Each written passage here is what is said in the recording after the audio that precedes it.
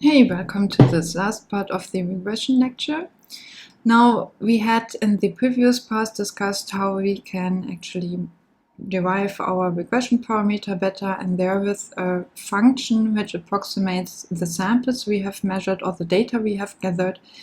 If you feel like a lot of this is still unclear and you would rather put hands on something right now, then you can have a look at the accompanying math PDF and maybe go through one of these examples or the exercises in which you are asked to compute by hand one regression function and also the design matrix and all of this. And the solutions will be also there. So if you want to have an example, then maybe have a look first there before you watch this video. Now, this video is about the evaluation of regression tasks. And one of the very important paradigms in regression and its evaluation is the bias-variance trade-off.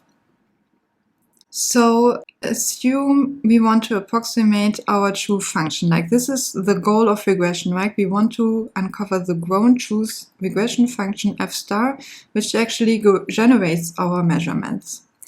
And we choose, therefore, basis functions for polynomials of degree k.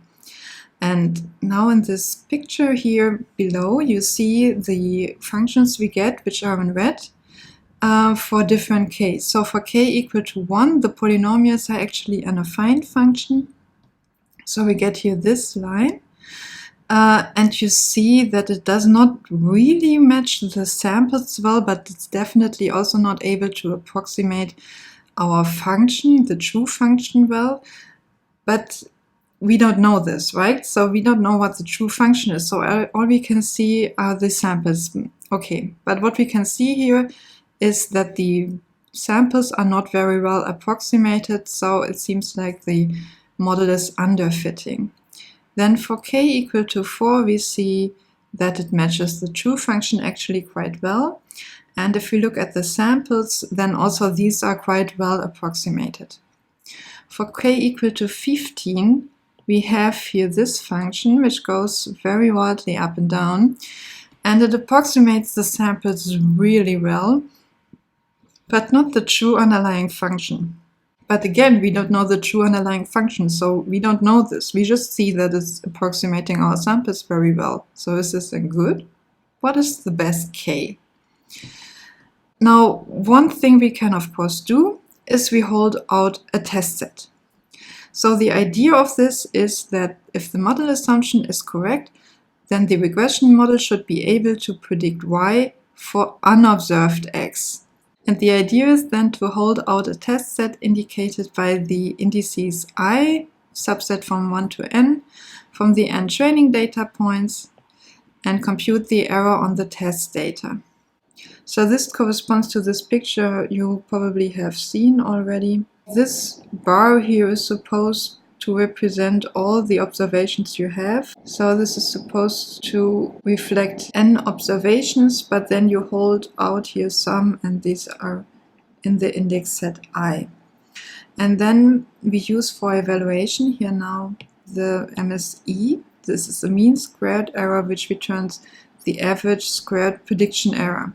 And the MSE is not depending on the size of the test set, which is here the cardinality of our set I, because it creates an average over all these errors we make here, which are summed up here. Where the RSS just sums up all these errors, the MSE computes the average prediction error we make. Okay, so let's do this on our example. Do you see here now that the red dots are the points on which we train our model, and the blue dots are those which are in the test set which are not used during training? And then you see also that for every picture the selection of these dots is the same. And I have made here for these pictures just one simulation of this effect. So I just randomly sampled a test set from my whole data set, which were all the points here, and then I computed the mean squared error. Okay, so for k equal to 1 we got MSE equal to 0.181. For k equal to 4, we got an MSE of 0.015, and for k equal to 15, we got an MSE of 0.002. So the best k is k equal to 15, I mean, if we look at this, then we obviously see that the k equal to 15 is far too large and that this function is overfitting. But somehow, just randomly, the test data points were actually quite close to the function values. Oh, that's a bit shitty, right? So what did just happen? Can that happen often? How can I make my evaluation more reliable? Is the question we're asking here now. And this leads us to this theoretical framework of bias and variance trade-off, which is to minimize the expected prediction error. Okay, so what did just happen? So this calculation of the minimum squared error is in theory a result of the following process. First, I sampled a finite set of my training data, dj. Then I learn my model based on my training data. Then I sample a finite test set, tj, and then I compute the MSE for this test set. Okay. So if we repeat this sampling process k times, then we obtain k scores for the mean squared error.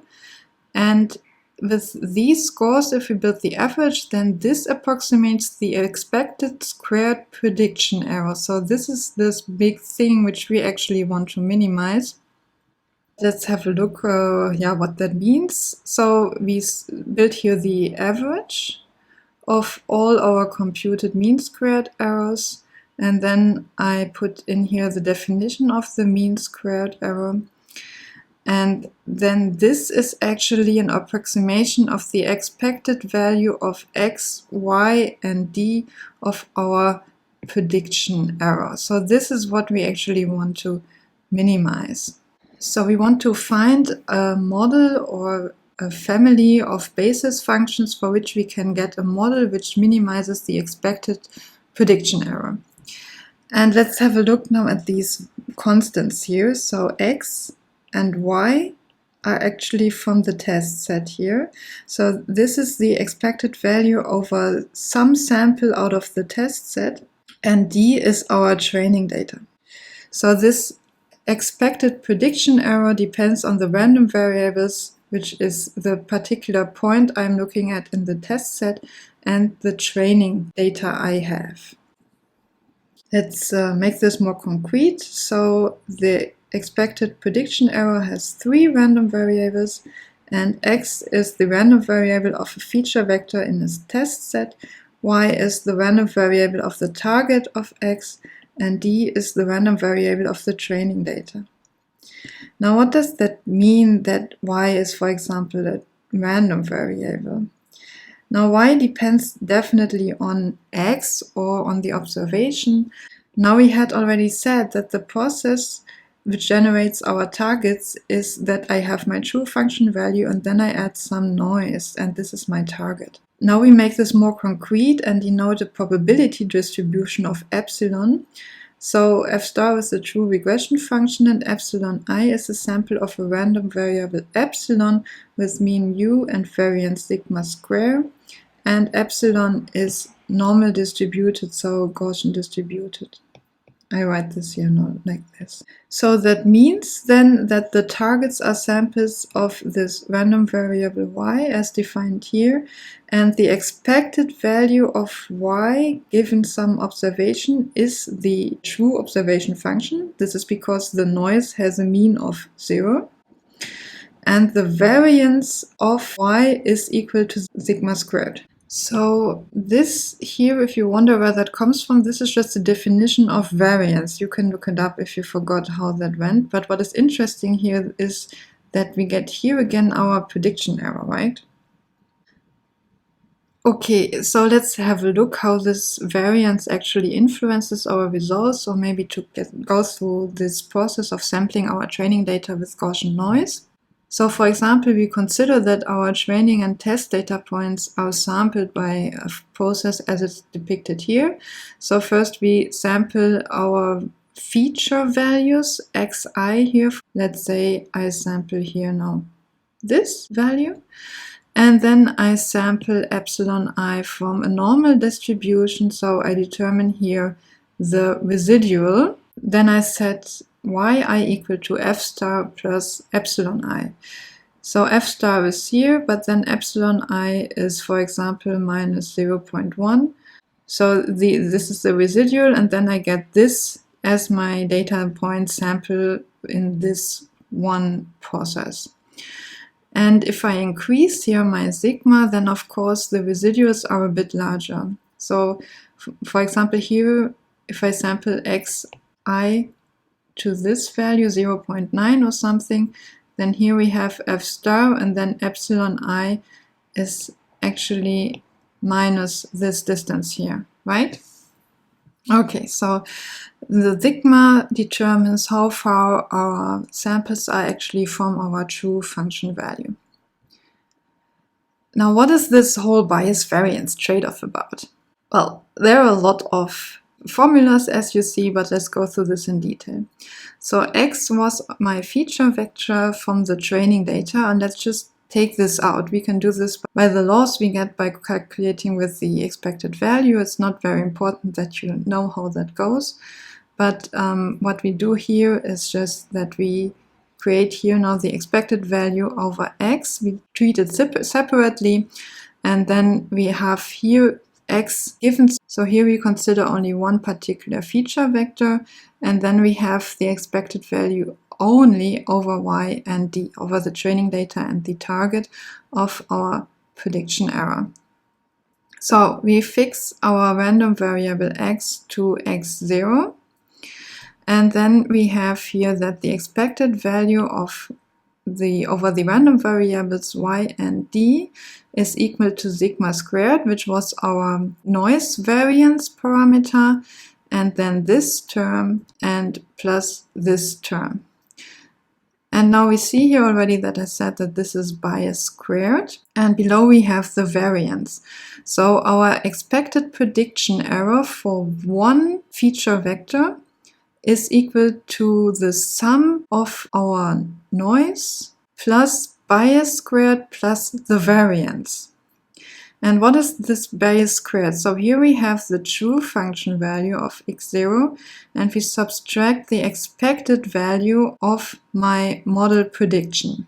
So this value is, if I compute a lot of models better, so I sample my training data many times, and for every time I sample my training data, I compute a model, and then I build the average, then this approximates here this term, the expected value of my model prediction for xy. So the bias tells me how far is, on average, my prediction away from the true function value. And the variance is how far is the expected model prediction away from the model prediction I get for one sample of my training data into the square. So this is a definition of the variance between these two measurements here. So that means that we have low expected squared prediction error, so we have good model if we have low variance and low bias, and we need both. Okay, let's have a look at this in a drawing. So here I simulated this effect that I draw my training data set and then I make a model. So every of these red lines is one model, and this value we have seen here, this expected value of my model, is now here set for x equal to 1. So I pick here my x0 equal to 1. I consider only this point here for computing the expected prediction error for the point 1. And then you see here that for k equal to 1, we have here quite a big distance between the true function output, which is here as 0, and the expected model prediction outcome, which is here at -1. So this is here the bias, which is quite high, but the variance is low because the variance is basically measuring how far are these lines here from my expected value, and they are all quite close here, right?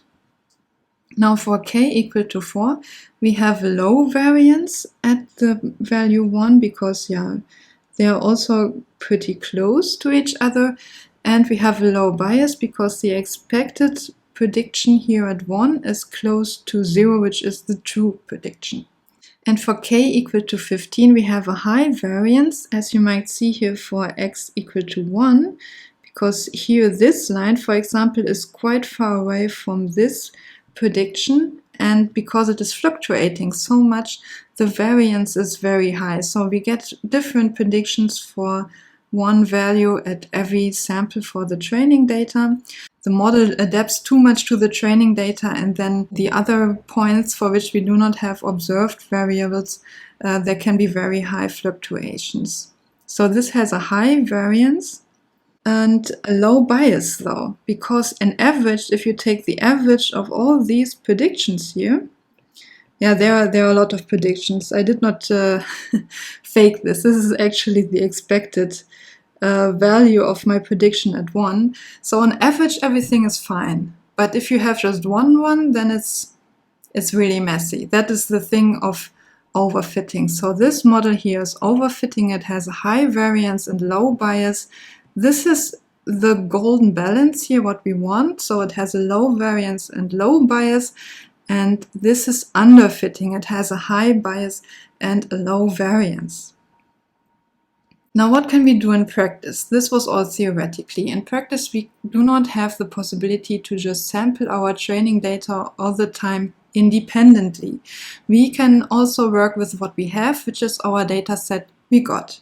And the idea is to simulate now this process a bit, and this is by k-fold cross-validation, where we divide the data set into k disjunctive chunks, indicated by the sets I1 until ik. So what you might think here is again like a picture like this. Imagine you have your data set or all the indices. So this bar here is again supposed to represent all your observations. So these are n in total. But now you do k chunks. So this is here for 5-fold cross-validations. We have here 5 chunks. And now we have indices sets for all of these chunks. Of course, we assume here that this should be shuffled, right? Because it's not necessarily that you want to have the indices from 1 to 10, for example, as your first test set, and then 10 to 20 as your second test set, and so on, because there might be dependencies on the samples. So we have here now 5 sets, I1 until I5. And then in one run, we have here, we take, for example, this I1 as our test set and everything else as our training set. So this is here our test set, gets a T. And this is then D for training. And in the second one, you have the second chunk as your test set and everything else is your training set. And then you go on and go on and go on. After all, you get 5 models. So in every one you train one model. You have here beta 1, beta 2, and so on until beta 5. You get 5 models, and then you get also for every model on the test set a mean squared error. And then you can average the mean squared error for all of your models beta j. And then you get here this cross-validation mean squared error, which is the average of all the mean squared errors that you got. Sorry, I have a mistake here. This should be k. We have k-fold cross-validation, so here we have k. And again, so this here is just a definition of the mean squared error, as we had it. Okay, question. Is the cross-validation mean squared error in general a good approximation of the expected prediction error? We can discuss this in the lecture. And now let's have a look at an example. So we make here a 3-fold cross-validation for training a polynomial with k equal to 15. So we divide here our data set, which are all the dots which are here plotted, into 3 chunks. And then we get 3 test sets, a different one for every one. And we train our model on the corresponding training set. And then we get for every model also a different test mean squared error. So here we have this first example we had where the mean squared error is pretty low. So the separation into test and training data is actually too beneficial for this kind of function.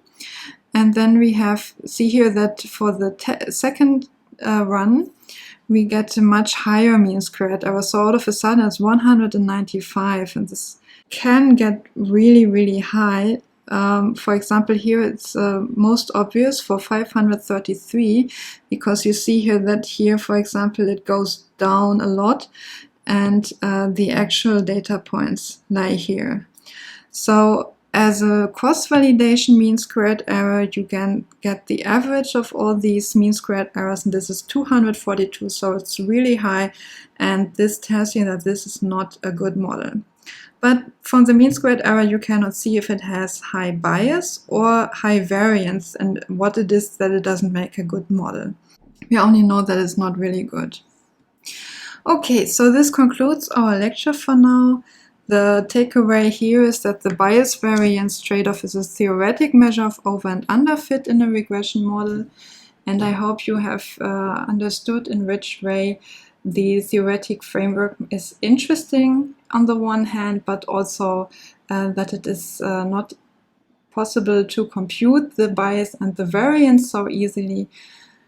But at least we know that what are the characteristics of a model to be actually good and what has to be fulfilled. And then there are these workarounds of getting some practical information about the fitness of a model, which is then the cross-validation. Yeah, I'm curious about what you think about this. Do you have some remarks, questions, ideas how to improve this? I want to hear it in the upcoming lecture. Until then, have a good